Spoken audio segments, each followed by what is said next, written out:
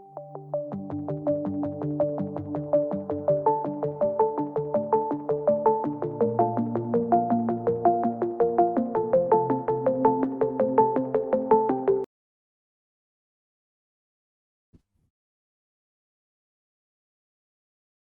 साथियों, मैं महेश कुमार लांबा आपके अपने ऑनलाइन प्लेटफॉर्म गलोरियस सिक्कर में आपका हार्दिक स्वागत करता हूं, अभिनंदन करता हूं। हमारा टॉपिक चल रहा था राजस्थान की हस्तकला, और उस हस्तकला में हमने एक तो पढ़ी थी पोटरी कला, एक पढ़ी थी टेराकोटा कला, पेपर मेसी कला। इनके बारे में हमने पढ़ा था। तो उससे आगे हम पढ़ते हैं आज, और आज हम पढ़ेंगे फड़ चित्रण कला। कौन सी कला? फड़ चित्रण कला। तो उस फड़ चित्रण कला के बारे में हम विस्तार से पढ़ेंगे। तो फड़े चित्रण। अब बात आती कि साहब ये फड़ चित्रण क्या होती है। तो फड़ चित्रण है, पहली बात, ये कपड़े पर बनाई जाती है। तो कपड़ा है, उस कपड़े पर देवी और देवताओं के चित्र बनाना एवं उनकी जो लोक गाथा होती है, उस लोक गाथा को लिखना या लोक गाथा का अंकन करना क्या कहलाती है? फड़ चित्रणे कहलाती है। तो कई बार प्रश्न आता है कि कपड़े पर देवी देवताओं के चित्र बनाना व उनकी लोक गाथा का अंकन करना क्या कहलाती है? फड़ चित्रणे कहलाती है। जैसे हमें जिस भी देवता की फड़ बनानी है, तो कपड़े के ऊपर उस देवता का चित्र बना देते हैं, और चित्र के सामने उसके जीवन की लोक गाथा लिखी देते हैं। तो ये फड़ चित्रण है, ये किस कला का उदाहरण माना जाता है? तो ये कपड़े पर कलमकारी, इसका कलमकारी कला का उदाहरण माना जाता है। तो कपड़े पर फड़ चित्रण किस कला का उदाहरण माना जाता है? तो वो कला है कलमकारी कला। यानी इस पर कपड़े पर चित्र बनाने के साथ साथ लिखने का भी क्या होता है? काम ही होता है। फड़ पेंटिंग है, इस फड़ पेंटिंग में लाल व हरे रंगों का क्या होता है? प्रयोग ही होता है। तो फड़ पेंटिंग में किस प्रकार के रंगों का प्रयोग किया जाता है? तो लाल व हरे रंगों का। राजस्थान है, इस राजस्थान में फड़ पेंटिंग है। क्या है? फड़ी पेंटिंग। तो दोस्तों, राजस्थान में फड़ पेंटिंग है। ये फड़ पेंटिंग किस गांव की प्रसिद्ध है? तो उस गांव का नाम है साहेबपुरा गांव। और साहेबपुरा गांव पड़ता है कहां पर? भीलवाड़ा में। तो ये प्रश्न कई बार आता है कि राजस्थान में शाहपुरा भीलवाड़ा किस कला के लिए जाना जाता है? तो वो कला है कौन सी? फड़ी पेंटिंग। साहेबपुरा भीलवाड़ा में फड़ पेंटिंग का क्या है? कार्य। और ये कार्य किन के द्वारा किया जाता है? जोशी गोत्र के क्या होते हैं? छिपे होते हैं। उन छिपों के द्वारा फड़ पेंटिंग का कार्य किया जाता है। तो हमसे कोई भी पूछ ले कि फड़ पेंटिंग का कार्य किन के द्वारा किया जाता है, तो वो है जोशी गोत्र के छिपों द्वारा। अब बात आती कि साहब राजस्थान में फड़ चित्रण, उस फड़ चित्रण के क्या है? कलाकार है। उन कलाकारों के क्या क्या नाम है? तो इनमें एक तो है साहेबपुरा निवासी श्रीलाल जोशी। कौन है? श्रीलाली जोशी। एक है दुर्गालाल जोशी। ये दोनों तो रहने वाले हैं साहेबपुरा भीलवाड़ा के। एक है प्रदीप मुखर्जी। कौन सा मुखर्जी? प्रदीप मुखर्जी। और ये प्रदीप मुखर्जी है, ये जयपुर का रहने वाला है। एक है गौतली देवी। कौन सी देवी? गौतली देवी। एक है पार्वती जोशी। कौन है? पार्वती जोशी। तो ये सब किस कला के कलाकार हुए हैं? तो ये सब फड़ चित्रण के क्या हैं? कलाकार हैं। तो प्रश्न आता है श्रीलाल जोशी, दुर्गालाल जोशी, प्रदीप मुखर्जी, गौतली देवी और पार्वती जोशी, ये सब क्या हैं? तो उत्तर होगा ये सब फड़ चित्रण के क्या हैं? कलाकार हैं। ये पार्वती जोशी है। ये पार्वती जोशी भारत है। इस भारत की क्या है? प्रथम फड़ चितेरी महिला। तो दोस्तों प्रश्न आता है कि भारत की प्रथम फड़ चितेरी महिला कौन सी है? तो उत्तर होगा पार्वती जोशी। और ये पार्वती जोशी है, यह साहेबपुरा भीलवाड़ा की रहने वाली है। अब बात आती कि साहब ये चितेरी क्या होती? एक होता है चितेरा, एक होता है चितेरी। अगर किसी फड़ को पुरुष बनाता है तो उस पुरुष को तो क्या कहा जाता है? चितेरा। फड़ बनाने वाली महिला को क्या कहा जाता है? चितेरी। श्रीलाल जोशी है। इस श्रीलाल जोशी को फड़ चित्रण के लिए 2006 ईस्वी में एक पुरस्कार मिला था और वो पुरस्कार था पद्मश्री पुरस्कार। तो साहेबपुरा भीलवाड़ा निवासी श्रीलाल जोशी, जिसको 2006 ईस्वी में पद्मश्री पुरस्कार मिला था, उसका संबंध किस कला से? तो उसका संबंध है फड़ी चित्रण कला से। अब बात आती है कि साहब राजस्थान है। इस राजस्थान में प्रचलित क्या होती हैं? फड़े होती हैं। राजस्थान में प्रचलित क्या होती हैं? फड़े होती हैं। उन फड़ों की अधिकतम क्या होती है? लंबाई होती है। तो वो अधिकतम लंबाई कितनी फीट हो सकती है? 30 फीट। और उनकी अधिकतम जो चौड़ाई है, वो अधिकतम चौड़ाई कितनी हो सकती है? 5 फीट हो सकती है। कितनी हो सकती है? 5 फीट। तो अब हमें कोई भी पूछ ले कि राजस्थान में जो फड़े होती हैं वो अधिकतम कितनी लंबी हो सकती हैं? 30 फीट। अधिकतम चौड़ी कितनी हो सकती है? 5 फीट। अब बात आती है कि साहब फड़ होते हैं, इन फड़ों का क्या होता है? वाचन होता है। और फड़ों का वाचन है, ये वाचन कब होता है? रात्रि के समय। और इनका वाचन रात्रि के समय किन के द्वारा किया जाता है? तो भोपों के द्वारा किया जाता है। यानी भोपा है, इस फड़ को किसी दीवार के सहारे खड़े कर देता है।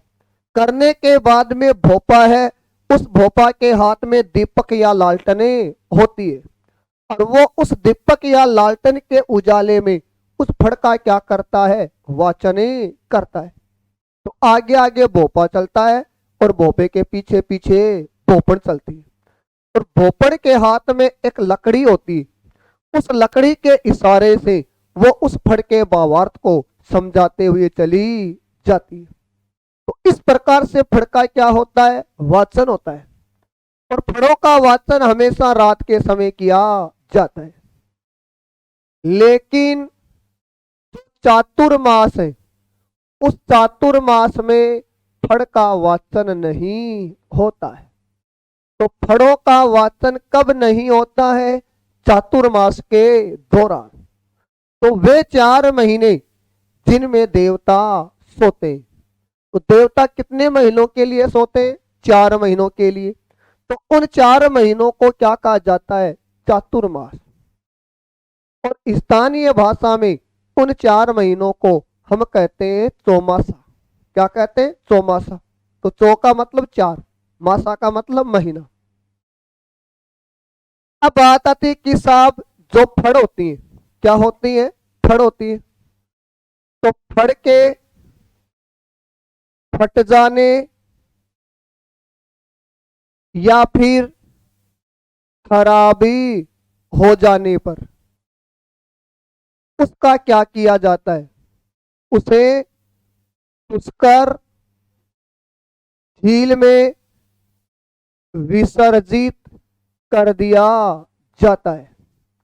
और उसे पुष्कर झील में विसर्जित करने की घटना को क्या कहा जाता है? फड़ ठंडी करना। क्या कहा जाता है? फड़ ठंडी करना। तो ये बात हो गई किसके बारे में? फड़ चित्रण के बारे में। अब बात आती है कि राजस्थान के प्रमुख लोक देवताओं की फड़ें। कौन सी फड़ कहां पर प्रचलित है? वाचन किस जाति के भोपों द्वारा किया जाता है? किस वाद्य यंत्र के साथ ही होता है? तो सबसे पहले है गोगा जी की फड़े। किसकी फड़े? गोगा जी की फड़े। और ये गोगा जी की फड़े, ये फड़े एक तो चूरू और एक हनुमानगढ़ जिले में क्या है? प्रचलित है। तो गोगा जी के फड़ का सर्वाधिक वाचन किन जिलों में होता है? तो एक तो है चूरू, दूसरा है हनुमानगढ़। गोगा जी की फड़ का वाचन किन के द्वारा किया जाता है? तो गोगा जी की फड़ का वाचन मेघवाल जाति के क्या होते हैं? भोपे होते हैं। और उन भोपों के द्वारा डेरू वाद्य यंत्र के साथ किया जाता है। तो डेरू क्या है? तो डेरू एक अवनद श्रेणी का क्या है? वाद्य यंत्र है। और उस वाद्य यंत्र का प्रयोग गोगा जी की फड़ वाचन में मेघवाल जाति के भोपों द्वारा किया जाता है। तो ये तो बात हो गई किसकी फड़ के बारे में? गोगा जी की फड़ के बारे में। गोगा जी के बाद में अगली फड़ है रामदेव जी की फड़। और रामदेव जी की जो फड़ है, ये फड़े किस क्षेत्र में प्रचलित है? पोखरण जैसलमेर में प्रचलित है। और रामदेव जी की जो फड़ है, उस फड़ का जो वाचन है, ये वाचन किन के द्वारा किया जाता है? कामड़ जाति के भोपों द्वारा। कामड़ जाति के भोपों द्वारा इनकी फड़ का जो वाचन होता है वो किस वाद्य यंत्र के साथ किया जाता है? रावण हत्ता वाद्य यंत्र के साथ किया जाता है। तो रामदेव जी की फड़ का वाचन कामड़ जाति के भोपों द्वारा किया जाता है। उस समय कौन सा वाद्य यंत्र बजाया जाता है? रावणे हत्ता। उसके बाद में आगे फड़ है बाबू जी की फड़। किसकी फड़? बाबू जी की फड़।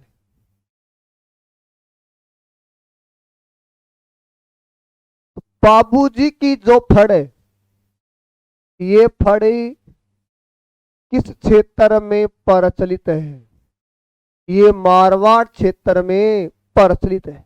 तो सबसे ज्यादा बाबू जी की फड़ का वाचन किस क्षेत्र में होता है? तो उस क्षेत्र का नाम है मारवाड़ी क्षेत्र। बाबू जी की फड़, इस बाबू जी की फड़ का जो वाचन है ये वाचन कब किया जाता है? ऊंट है, उस ऊंट के बीमारी होने पर। तो दोस्तों, ऊंट के बीमार होने पर किस लोक देवता की फड़ का वाचन होता है? बाबूजी। बाबूजी की फड़ का वाचन है। ये वाचन किन के द्वारा किया जाता है?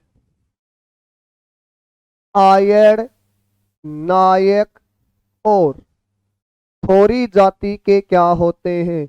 भोपे होते हैं। और उन भोपों के द्वारा किस वाद्य यंत्र के साथ किया जाता है? रावण हत्ता वाद्य यंत्र के साथ किया जाता है। बाबूजी की जो फड़ है, उस फड़ की क्या विशेषता है? तो इनकी फड़ की प्रमुख विशेषताएं हैं। एक तो ये आकार में कैसी है? सबसे चौड़ी फड़ है। तो सबसे चौड़ी फड़ किस लोक देवता की है? बाबूजी की। दूसरी विशेषता, ये सबसे लोकप्रिय फड़ है। तो राजस्थान में जितने भी देवी देवताओं की फड़ माची जाती है, उनमें सबसे लोकप्रिय फड़ किस देवता की मानी जाती है?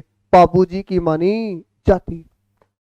बाबूजी की जो फड़ है, उस फड़ में बाबूजी की घोड़ी है केसरी कालमी। बाबूजी की घोड़ी कौन सी है? केसरी कालमी। और उस केसर कालमी घोड़ी को काले रंग से क्या किया जाता है? चित्रित किया जाता है। इस घोड़ी को? केसरी कालमी घोड़ी को।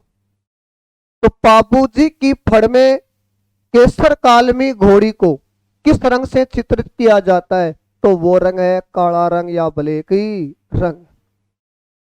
उसके बाद में अगली फड़ है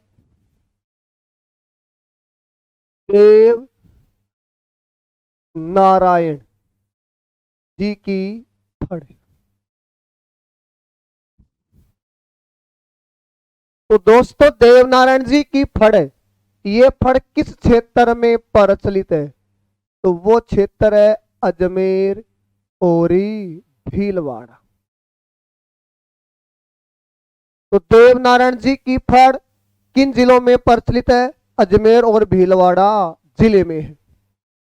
देवनारायण जी की जो फड़ है, उस फड़ का क्या किया जाता है? वाचन किया जाता है।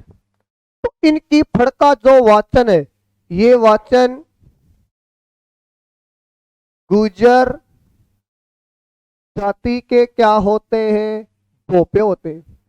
और उन भोपों के द्वारा किस वाद्य यंत्र के साथ किया जाता है? जंतर वाद्य यंत्र के साथ किया जाता है। बाबू देवनारायण जी की जो फड़ है, इस देवनारायण जी की फड़ की क्या क्या विशेषताएं?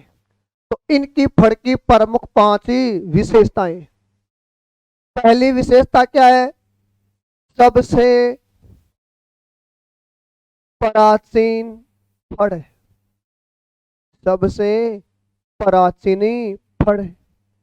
तो राजस्थान में जितनी भी फड़े हैं, उन फड़ों में सबसे पुरानी फड़ है, वो किस देवता की है? देवनारायण जी की।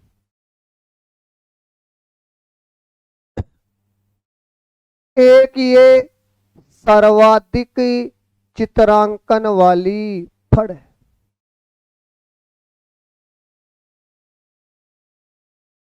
सर्वाधिक लोक गाथा वाली क्या है? फड़ है। आकार में कैसी है? सबसे